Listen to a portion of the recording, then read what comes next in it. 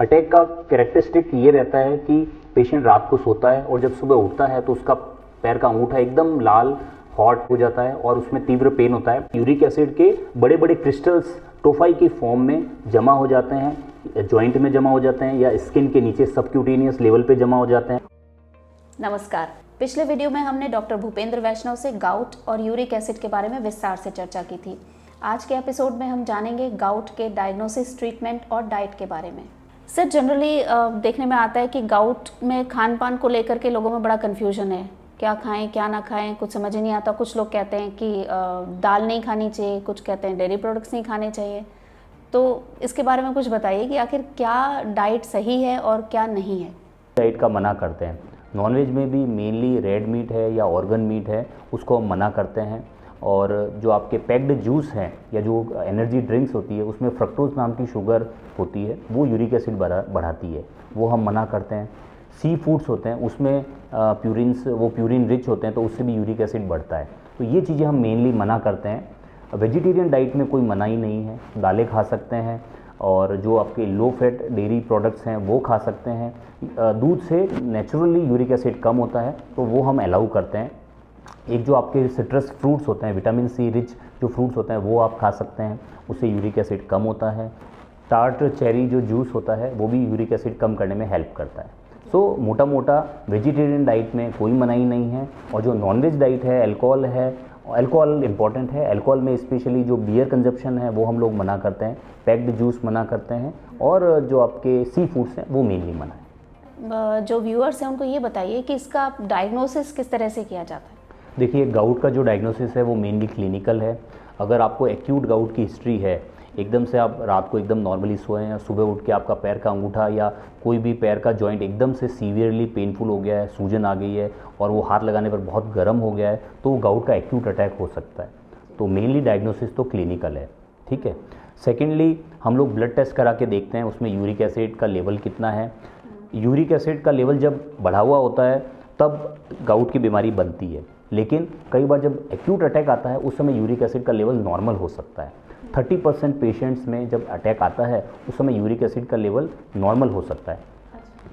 ऐसे पेशेंट्स का डायग्नोसिस कई बार मुश्किल होता है। जब वो पेरीफेरी में या अपने प्राइमरी सेंटर्स पर अगर दिखाते हैं और यूरिक एसिड नॉर्मल आता है तो कई बार वो गाउट का ट्रीटमेंट चालू नहीं कर पाते हैं। तो 30% में यूरिक एसिड नॉर्मल होता है।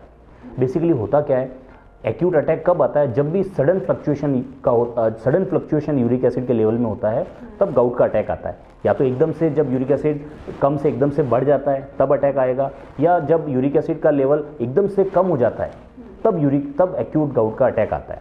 तो मेनली तो डायग्नोसिस क्लिनिकल है। ब्लड टेस्ट से हमें हेल्प मिलती है कि यूरिक एसिड लेवल बढ़ा हुआ है कि नहीं है। कई बार जब हमें कन्फ्यूजन होता है तब हम जॉइंट में से फ्लूइड निकाल के उसकी जांच करते हैं और माइक्रोस्कोप में यूरिक एसिड के क्रिस्टल्स देखते हैं तो उससे डायग्नोसिस और कंफर्म होता है। जब यूरिक एसिड का अटैक बार बार आने लगता है तो जॉइंट में कुछ स्पेसिफिक डैमेज हो जाता है, वो हम एक्सरे में पकड़ते हैं। सोनोग्राफी में भी आजकल यूरिक एसिड या गाउट की जो प्रॉब्लम है उसको पकड़ने में हेल्प मिलती है। एक तरीके का एक स्पेसिफिक सीटी स्कैन होता है, उसको हम डुअल एनर्जी सीटी बोलते हैं, वो भी गाउट के डायग्नोसिस में हेल्प करती है। स्पेशली जब हमें कन्फ्यूजन होता है, जब हाथ के जोड़ों में अगर क्रॉनिक गाउट होने लगता है और कन्फ्यूजन होता है तब हमें इन मॉडलिटीज़ की हेल्प लेनी होती है। बट ज़्यादातर केस में डायग्नोसिस जो है वो हिस्ट्री से और एग्जामिनेशन से हो जाता है।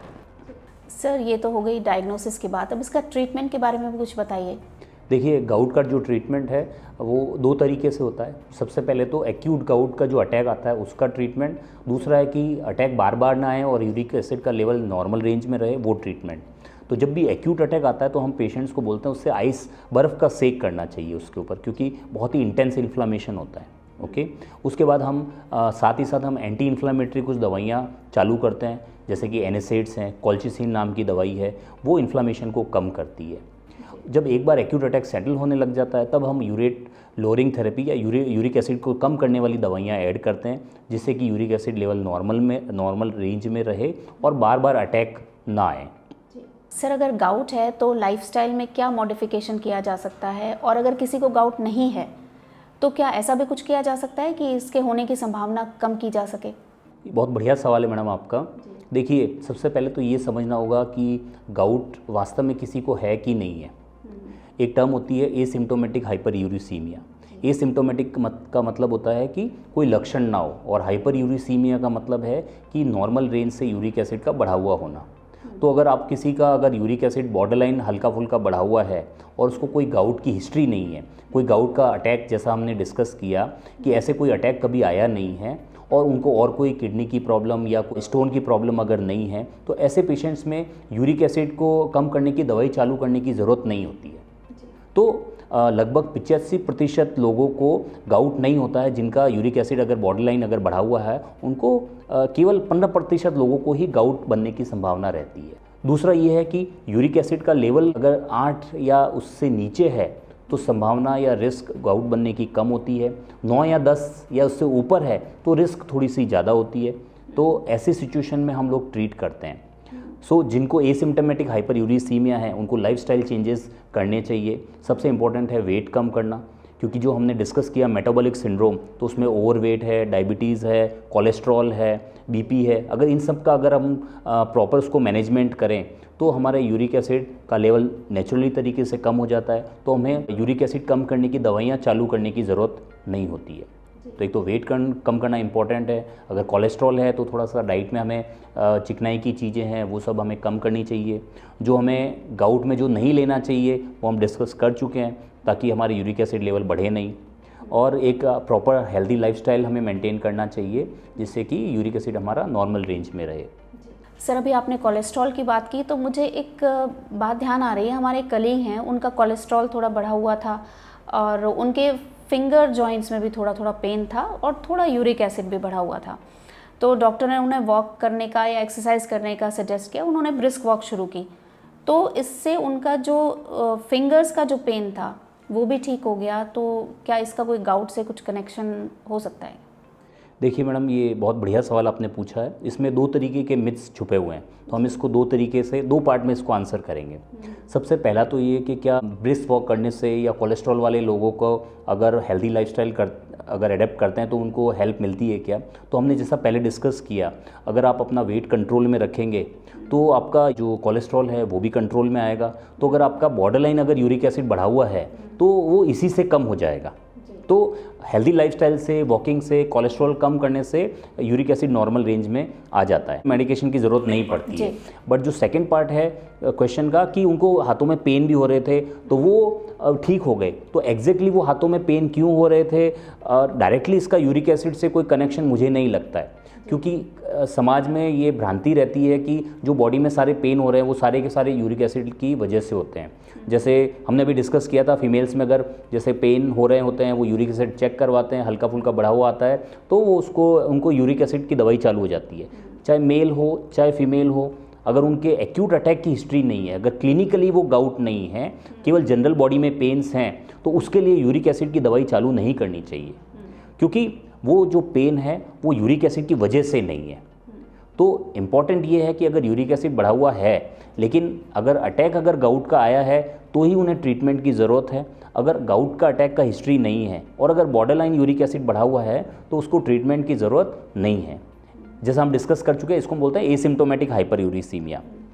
कोलेस्ट्रॉल वाले पेशेंट्स में और बीपी वाले पेशेंट्स में कुछ दवाइयाँ अगर एडजस्ट कर दी जाती है, जैसे कोलेस्ट्रॉल की दवाई अगर एडजस्ट की जाती है या बीपी की दवाई एडजस्ट की जाती है, तो जो बॉर्डरलाइन यूरिक एसिड अगर बढ़ा हुआ है वो भी नॉर्मल रेंज में आ जाता है। ओके, इम्पॉर्टेंट ये है कि अगर पेशेंट को किडनी बीमारी अगर नहीं है और अगर उनके अगर स्टोन्स नहीं है तो उनको एसिम्प्टोमेटिक हाइपरयूरिसीमिया, अगर बॉर्डर रेंज में अगर यूरिक एसिड बढ़ा हुआ है तो उनको ट्रीटमेंट की ज़रूरत नहीं है। हाँ, लेकिन अगर यूरिक एसिड का लेवल जैसे 9 या 10 से भी ज़्यादा है तो गाउट बनने की संभावना भी 30% से ज़्यादा होती है। ऐसे पेशेंट्स में स्टोन बनने की या किडनी डिजीज़ होने की संभावना ज़्यादा होती है। तो ऐसे पेशेंट्स में हम ट्रीटमेंट कंसीडर करते हैं, यूरिक एसिड को कम करने की दवाई कंसीडर करते हैं। लेकिन बाकी पेशेंट्स में हम लोग एसिम्प्टोमेटिक हाइपरयूरिसीमिया में, जिनको गाउट का अटैक नहीं आया है और उनका बॉर्डरलाइन अगर बढ़ा हुआ है, तो हम यूरिक एसिड कम करने की दवाइयाँ चालू नहीं करते हैं, हेल्दी लाइफस्टाइल को एडेप्ट करने के लिए एडवाइस करते हैं। गाउट से जुड़ी इतनी महत्वपूर्ण जानकारी हमारे दर्शकों को देने के लिए आपका बहुत बहुत धन्यवाद डॉक्टर वैष्णव। सेहत की बातें इसी तरह चलती रहेंगी।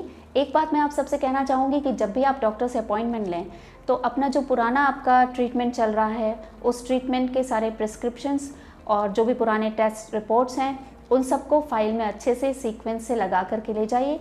इससे आपका भी समय बचेगा और डॉक्टर को भी आपका जो डायग्नोसिस है उसको करने में आसानी रहेगी।